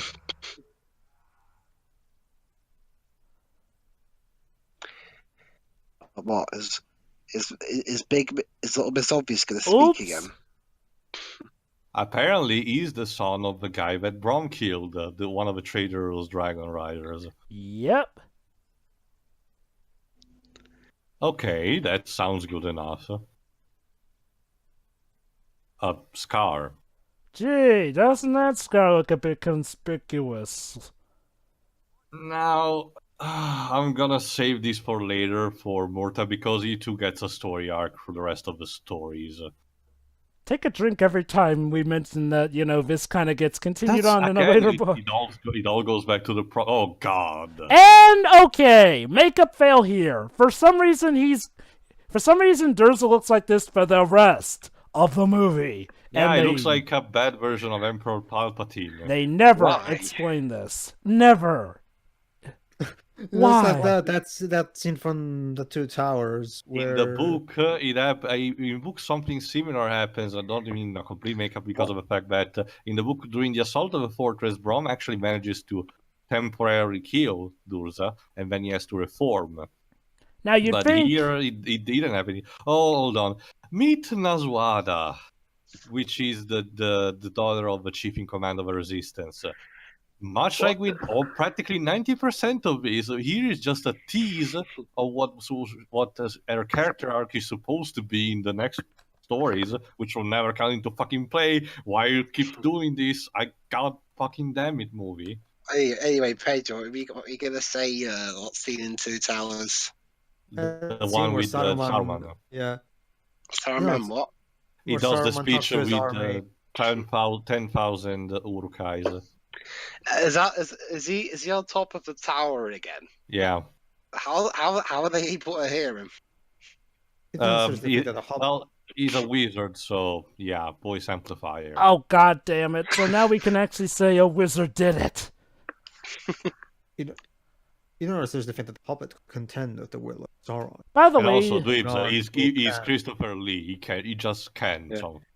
Yeah, but I don't think there was any. Yeah, but there was also that bit in the extended version of Return of the King where he's speaking on top of the tower, but there's no voice amplifying sound there. So I swear to God, I've seen these two African-American looking actors. Let me check. Nazwada is played by Caroline Chikezi. Let me check what else she did. She was in Torchwood for a couple of episodes. wait, was one of those episodes Cyberwoman? She's praised the character Oh, Lisa great! Hamlet. She played the fetish Cyberman. Oh, now I know where I've seen her from. Supernatural. Yeah, basically, she was in the season of Torchwood where it was stupid. Instead, her father is played by Jimon Houndsman. Oh, look at that, guys! The dwarf daughter has a father who's integral to the plot, just like Lord of the Rings, and are you even trying? Again, this is also a problem look with the at that. They're not even time to actually see what the base looks like. They're immediately preparing for the fight. Okay. I think I've realized. Adaptating the first book of Eragon was a huge hurdle to cross because the book has a lot of these issues of, hey, we're setting up stuff for the actual series. But trust me, it's nowhere near as bad as in the movie. Jesus, the book took it, despite the fast pacing, the book still took time to at least establish the minimal stuff. Yeah, it has the worst of two worlds. A hard story to adapt, and then an adaptation that tries to take it the safe way out by not having to focus too much on stuff, even though that backfires. Oh, right, I forgot. Thanks to Dwarf's metallurgy, they are also forging guys. armor for Saphira. I think I figured out why George Lucas didn't really make a fuss about this film ripping off Star Wars. It's because they were both made by Fox. I guess. By the way, remember how in Avatar The Last Airbender, Appa's armor was actually built up to? Here, it just shows up. Joe, I remember we're not there yet, so don't spoil me too much. I didn't really spoil you anything. Appa gets armor at some point. That's it. Sure. Trust Yeah, me, Joe, no. it doesn't really matter. No, twist. okay, I'm trusting you. Plot twist: the armor is the key to everything. Oh my god, this woman. She looks like she's about to burst into tears every scene, even the ones that don't really call for it. I mean, It's what? called the bad kinda like, casting job. Kind of like Nicola Peltz in Last Airbender. Oh my god, this is supposed to be a climactic battle, but I don't Oh, she feel was just kind anything. of like that in Transformers 4 too. Even in the shittiest fantasy movies, at least I feel something for these things, but there's nothing here. That looks a little stereotypically African there for a headdress. I don't even. I honestly, Jove, I'm not even sure if it's blackwashing or anything because I don't remember how the book describes Naswada and her father. So for all intents and purposes, they probably are. Also. Why is it that it's just those two initiative. wearing the stereotypical African garb? Well, the other of the soldiers wear what looks like Arabian armor. Whatever. The point is, it's a microaggression. Yeah, I anyway, suppose. orcs are attacking! Which do not look like orcs at all. And they're attacking dwarfs who aren't even short like dwarfs, and there's an elf who doesn't look like an elf. This was supposed to be the big rising up of an Italian meeting. Why does it every time fails? For one reason or the other. Maybe your country just wasn't. Maybe it just wasn't meant to be. I don't know. But that's the problem. I think. Well, to be honest, I've seen War's Dragon. I actually like her better with the armor, surprisingly. It's just Saphira's design, which looks bad with in general. It just looks a bit goofy. Thanks. So, Thanks, Rachel. You know, I was mentioning. To be honest. Oh, by the way, she can finally breathe fire. That's been a plot point. You know, waiting until she's been able to breathe with fire. Another slow-mo blurred shot. Also, the Fantagira movies, if done to this day and age, they probably would have been more successful because at least they understood a bit of passion behind this project and knew how to do fantasy movies. You know what's part of the problem? Was they were made like in the 80s and they were Italian-like, so the budget was not still that great.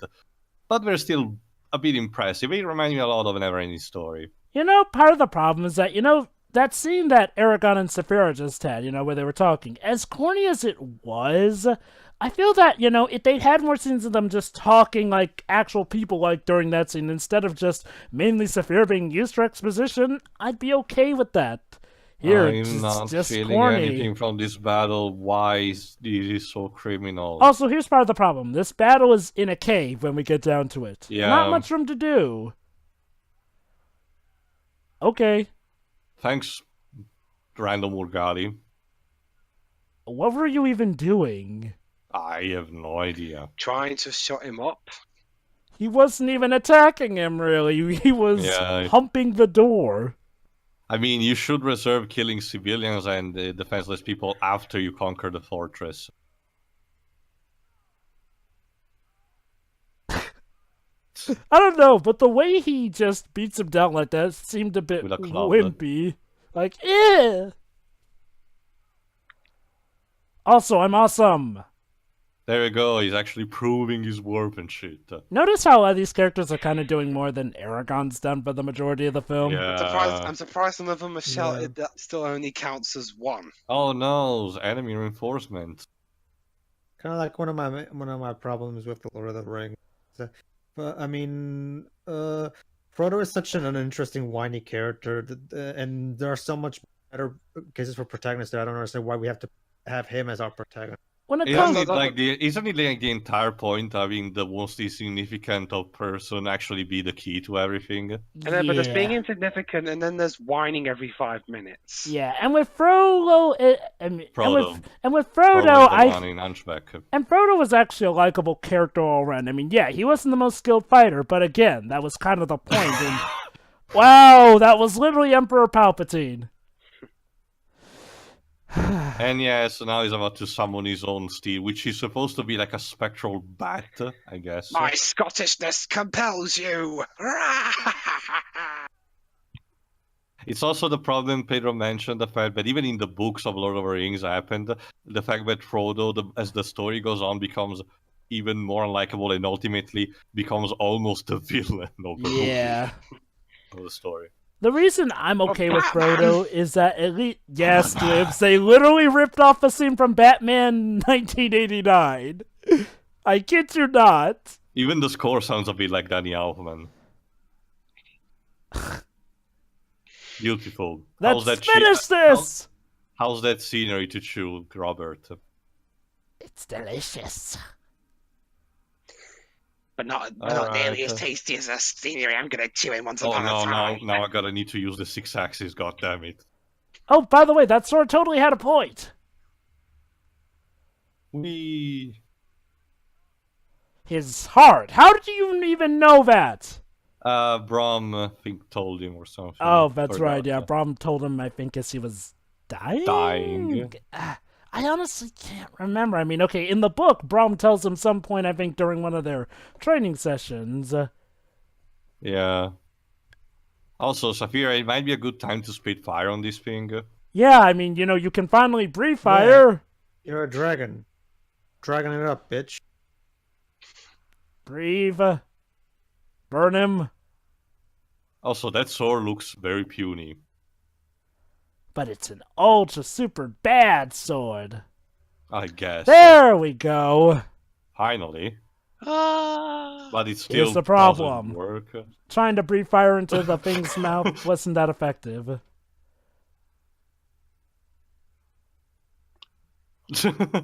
Why couldn't we have just scrapped John Malkovich and have Robert Carlyle be the main villain?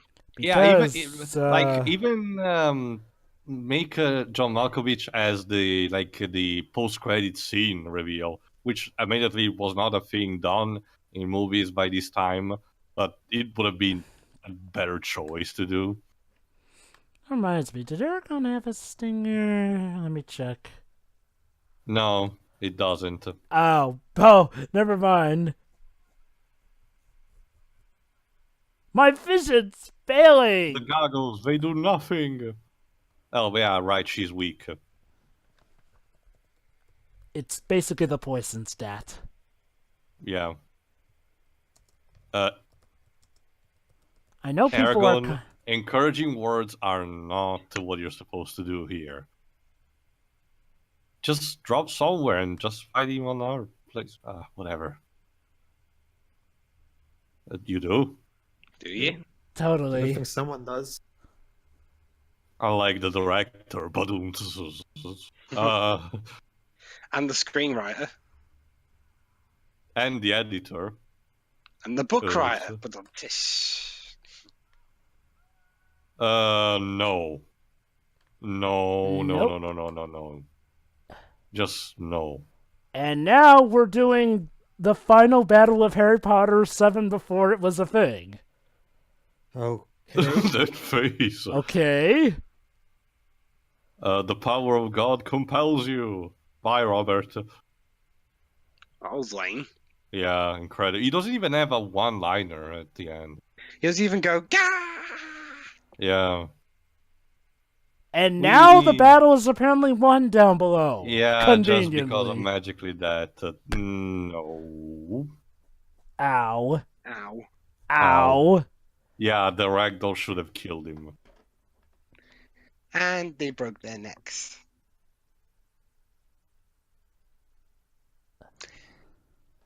Eragon, we've At fallen least the from... movie stopped for a second. That was Eragon, we have fallen from the sky.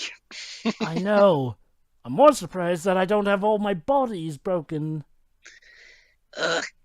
Legs, back, spine, neck. By the way, yummy neck wounds strawberry suck. sauce. Just gonna say.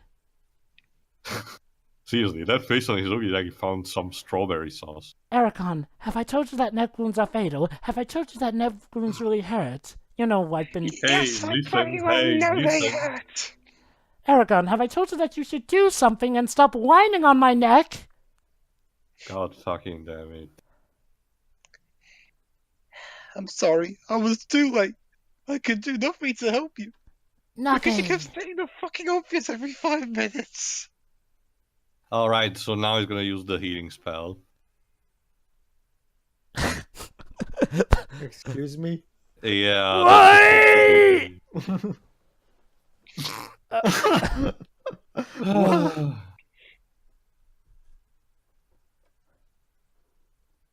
Oh no. And now I will apparently die. Dear Sorry, Eragon. Dear Eragon, do you still remember the path to the Great Valley? Oh god, no. Well, Eragon, I'm totally Don't dead die, now. Don't I'll die, be- Mr. Don't die, Mr. Frodo. I'm totally, I'll- totally dead now. I'm sorry, we had a good run every now and then. I'll be with you, even if you... Eragon, let your... And You're even that's hotter the even when end. you're dead. And so Eragon goes on to learn that sacrifice truly does come at a great cost. For even though it that's the seemed definition of sacrifice, Joe. For even though it seemed that he was the chosen one, it seemed it was not meant to be. Maybe Was it the they chose slow-mo? wrong. Wasn't the slow-mo just that with Garrett Hedlund? Did the film suffer a frame rate drop? War. War never changes. War has changed.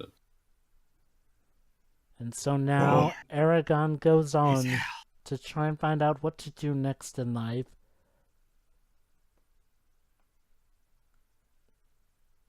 It wasn't all a dream, was it? Mortag, you're creeping like that. Dude, sorry, don't swing that way.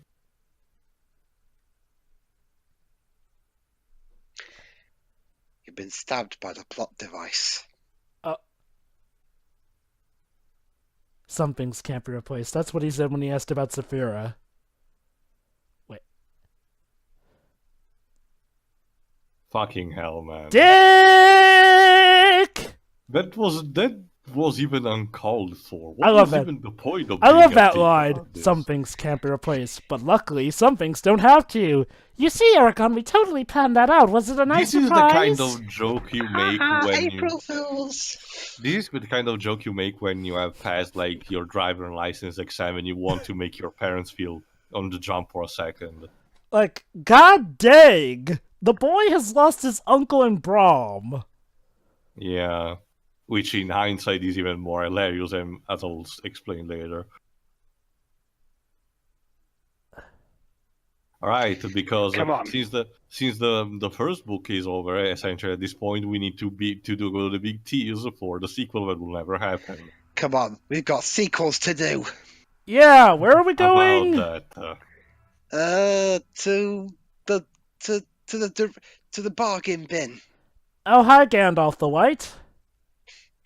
Yeah. It's freaking Gandalf. Much like to be fair, at least there's one thing consistent, it's that the movie and the book ends at the same time. They didn't end before or after. Essentially, the first book concludes with Arya wanting to go back to the north in the forest elves, in the elves of the forest, and Eragon and Saphira are following her in order to obtain more training. So that's how we know where we're going, by following Arya. Which, as a feather in her ears? She What was, the hell? she was What? kind of leaving without them. Like, if he didn't have Saphira, how would he have caught up, I wonder? Mm-hmm. I must return to my people. My planet needs me. Will I ever see you again? Oh, God, here it comes. Yeah, about that. About Dropa, don't worry. Well, you know already, but for the others, don't worry.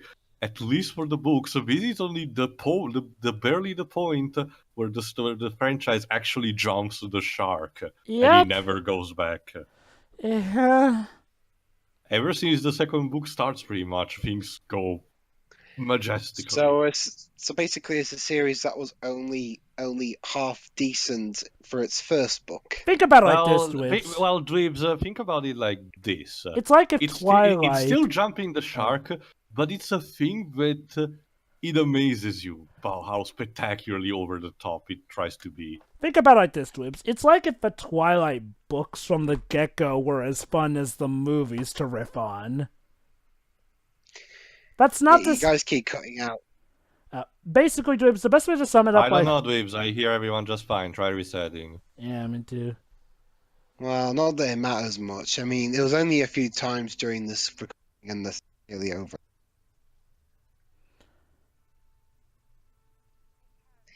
Am I supposed... No, Dweero, you're not. Feel happy. But believe it or Yes. not, guys, this is not the most awkward thing in this movie just yet.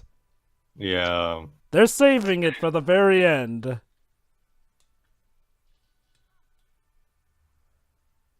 Sure, we're just the extras, but whatever. So We yeah, got I paid forget. $300 for this. So I guess Eragon and Saphira were going back to the dwarf village to protect it. No, not only to prepare themselves. Then we're gonna reach her. Yeah. All that's... right, here comes the stinger. Okay, here comes the ending. Out of freaking nowhere, he does this. He screams like a whelp to reveal the dragon. Ooh. Talk about an awkward as all heck ending. Like, you have your villain screaming in temper tantrum just to reveal that he's apparently got plans, Joe. And now we have a pop song. Yeah, sing by Avril Lavigne. Avril Lavigne. Avril Lavigne for a film about dragons. Oh, So, wait till you hear Pedro, the what do you name of think this is- song. What do you think is worse, this or My Hands in Final Fantasy 13? Oh, even better, the name of the song, Keep Holding On. That's right, folks. Eragon the Honestly, movie too. had the song Keep Holding On. Honestly, too, I thought even the Japanese song was better. But at least that was original, it wasn't copy-pasted from an album.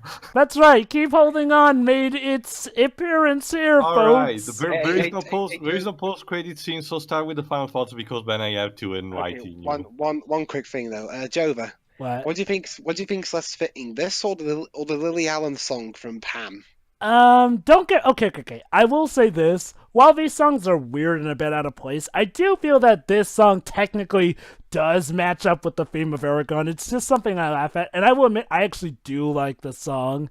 However, with the Pan song... Shoot, which song was that? Little Soldier, I think it's called. Yeah, that's definitely the worst one. That one was weird. And didn't really seem to have much to do with Pan being... God! But we're having fun. That means it's Peter Pan, right? No. Anyway, final thoughts then. Go first. Yeah, go ahead. Yeah, it was pretty much every movie ever made, pretty much. All rolled into one, and it honestly, not aside from Jeremy Irons and Robert Carlyle, honestly wasn't even all that much fun. Oh, but Dweebs, what about John Malkovich? He's He was barely in this movie. You see this, we couldn't decide which movie we wanted to make, so we just made all of them. The sad thing, Pedro, that's kind of literally admitted to be how both the books and movie are. Yeah, so a film based on a mediocre source material is mediocre. Oh, I forgot. There's well, there you go. At least it's on par. But yeah, it's kind of crap. Honestly, even Patrick Doyle's music wasn't all that memorable, which is sad. Oh god, yeah. I forgot there are actually 2 pop songs in the credits. What's the other one? Let me check. I cannot remember for the life of me. Anyway, I'm done with my final thoughts. One of you guys pick up. I take it you want to go last, Theo, because you've got all that special info. It actually the other song is Once in Every Lifetime from Gem. Wait. You mean which Gem we talking about? Gem singer, born 18th May 1975. Also, Lucasfilm were involved with this movie, apparently. Again, Industrial Light and Magic. It's just... I know that's technically the case, but, you know, the whole Star Wars thing. But I'll be extremely quick, essentially. This movie is a colossal failure to me because, as Dweeb said, the source material may have been mediocre with only a couple of original bones to its back. But the problem is that they didn't even try with this one. They didn't even commit to what they were trying to do. And it's so shamefully obvious in all the choices they did. They had some right ideas, like with the star power and trying to be faithful in the key point. But the problem is that in exchange for that, they omit so many stuff and they wasted their budgets on unbalancing how things should have been. So as a result, we have essentially an incoherent mass with actually no original bone on its back. And it's such a shame because I still want to see, not this franchise, but mind you, but I still want to see something good that comes out of my country that everyone can appreciate in a sense of something that we made. us made, and something that is important. Also, I'm playing. Like, there are a couple of video games like Assetto Corsa actually made it, but I mean something like a AAA movie, I that see comes what out you of my mean. country that's recognized. Kind of like what was it decades ago with Dario Argento horror movies, for example. Those were recognized internationally, for example. But we kind of lost our touch, and it seems that we're not being able to pick it up. And this is a testament, much like it was Pinocchio 2002. Someday, Tio, someday. I guess so. It's even a situation at this point of try and try again until you succeed, I suppose. Yeah. So is that why the Mario boss battle theme in in Dream Team is literally called Try Again? I guess. Whatever. Pedro, go ahead. This was what Lib said basically. Like this movie is so boring because it's a movie that's not even trying. This is a movie that's on autopilot. Nobody's trying. It's just the bare minimum so that it doesn't become a travesty, and that's it. That's literally all they did.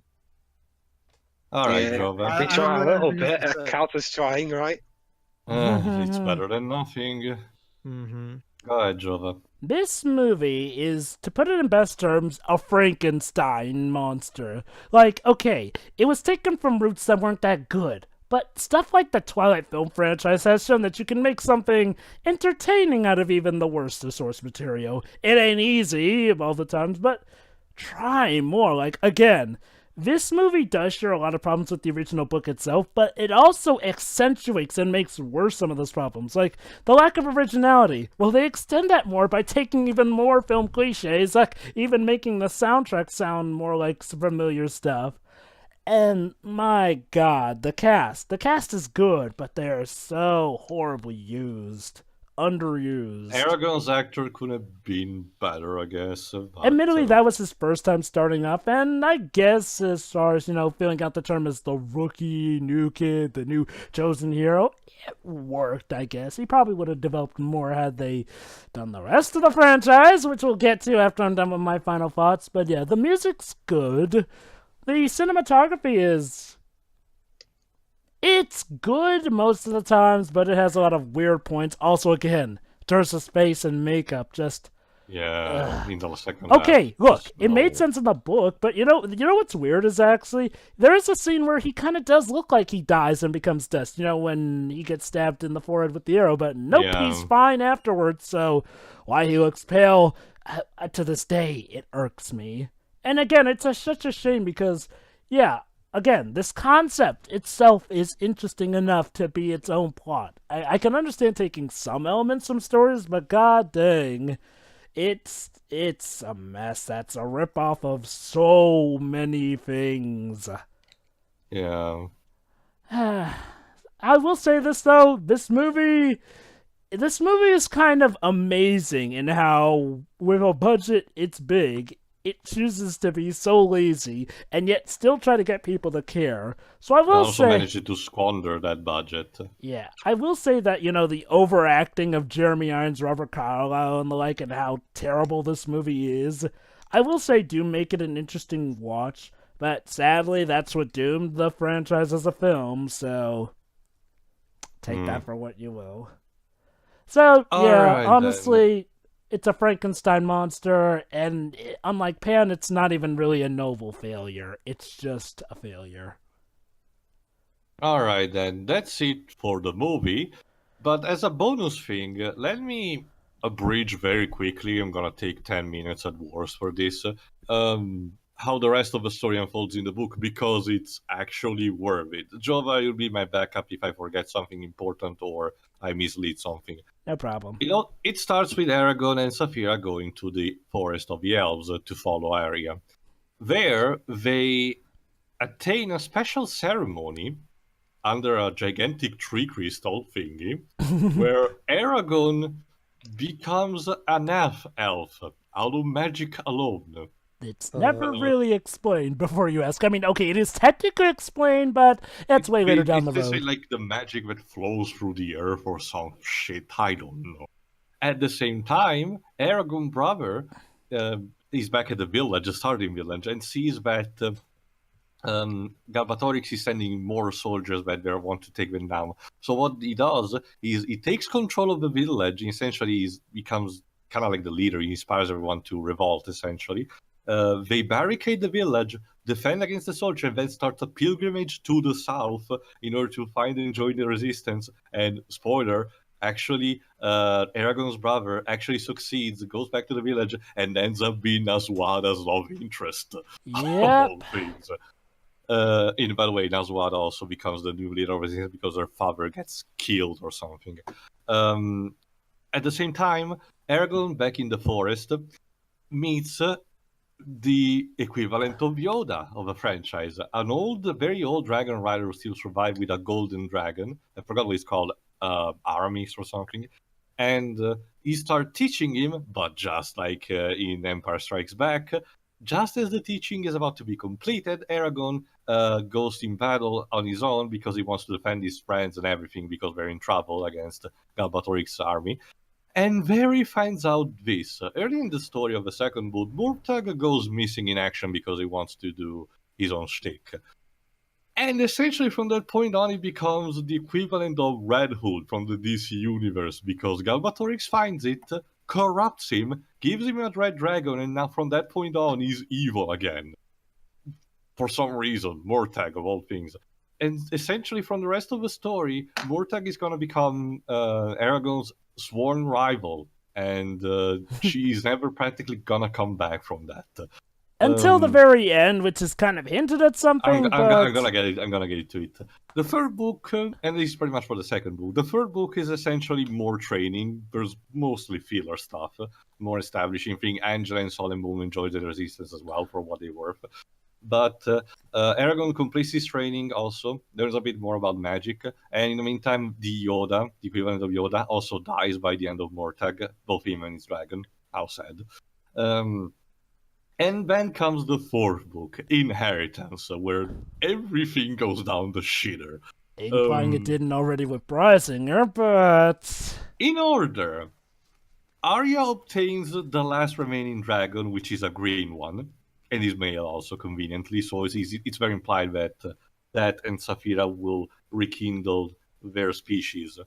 Then Eragon and Saphira travel back to the island where the Dragon Rider used to live to see the remains of it, and discover that through magic you can do anything, including, and they theoretically experiment, and I'm quoting here, traveling underwater, traveling through space, and using your body as a nuclear weapon. Yep, you essentially have spells that can allow you to turn yourself into a bomb, and by the way, you can survive afterwards. Alright, so after all of this, and a bit more training as well, it's time for the final climatic battle and everything. By the way, there's a subplot where Eragon finds the nest of Razak and has a bit of a pity moment, but ultimately kills him all, but that's not important. Oh, don't forget the subplot about his cousin Warwin, who was marrying Katrina, the daughter of the Butcher, and also the other subplot concerning the elves Butcher, dealing with this and that. mentioned, Basically, there's a lot of stupid subplots going all around and about. Kind of like Alias of that TV series. Yeah. But anyway, final battle time. And immediately it's clear that Eragon doesn't stand a chance despite all his training. Yeah, Like, despite all the magic he knows, he gets curb stomped. Galbatorix stomps him in a second. So what's gonna happen? Hold on to your seats. Eragon uses the ancient language, so essentially a magic command, to force him to repent through all of his actions. There's literally a spell that can force your enemy to repent. And this works because Galbatorix goes insane through all that emotional rush that he's forced into. And essentially what he does is commit suicide by using the nuclear bomb body spell. So, basically, it's the equivalent of that Superman power-up in Superman 64. Now, to be perfectly blunt, can you even imagine John Malkovich doing anything remotely like this? Well, I don't know. I haven't really seen John Malkovich in much of anything. Oh, and by the way, I forgot to mention, Brom was actually Eragon's father. Yep. Dun dun dun dun dun dun. It's so bizarre. And so essentially, as I mentioned, this franchise, this series is completely out of his fucking mind. Yeah. So in a sense, I'm kind of glad that he didn't even bother to adapt the other books, because I don't even want to imagine what would have become of all this over-the-top shit. And Yeah. also another thing, obviously, Arya, after the battle, Arya and Eragon becomes love interest, and they essentially become the new rulers of the Dragon Rider clan. Then they form a new covenant that allows even dwarves and Urgadis. Oh, by the way, some Urgadis become good for some reason. And Murtagh goes in retirement because he's still Red Hood, kind of like Jason Todd. Mhm. And that's pretty much it. So, yeah, what a fucking mess. So I guess in a sense, it was a blessing that nothing more came out of this. And I don't even want to know what Paolini is going to do with this couple of next projects, if they will actually come to fruition. But movie-wise, this is all. So stay tuned if an eventual revival comes out, but don't count your chickens. See ya. See ya. Okay then. See ya.